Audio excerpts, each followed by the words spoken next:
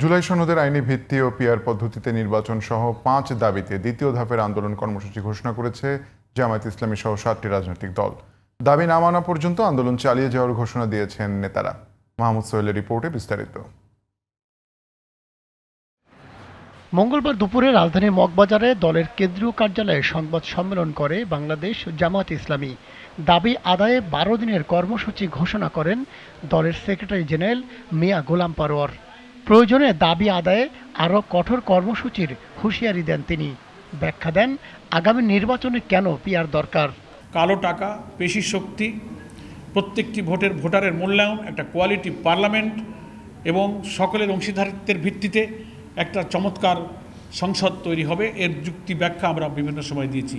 তো যেখানে যেখানে প্রবলেম আছে, ওই যে বলা হয় স্বতন্ত্র যারা প্রার্থী হতেছে তাদের জন্য প্রবলেম, পার্লামেন্টটা ঝুলন্ত হয়েছে তাদের জন্য প্রবলেম, তো এগুলো আলোচনা সাপেক্ষে আইন বিধি সংবিধানের অ্যামেন্ডমেন্ট এনেও কিন্তু একটা সেফগার্ড রাখা যেতে পারে। সেটা তো প্রোভাইডেড আমাদের আগে আলোচনায় একমত হতে হবে। নির্বাচন বানচালের জন্য এই আন্দোলন কিনা এমন প্রশ্নেরও উত্তর দেন তিনি।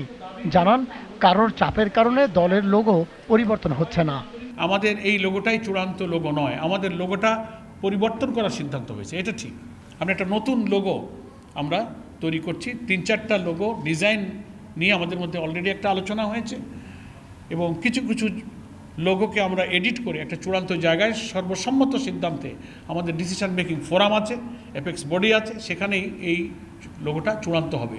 একই দাবিতে কর্মসূচি দিয়েছে ইসলামী আন্দোলন বাংলাদেশও। সংস্কার, বিচার ও নির্বাচন ইস্যুতে সরকারের অবস্থানকে দুঃখজনক বলে মন্তব্য করেছেন দলটির মহাসচিব ইউনুস আহমেদ।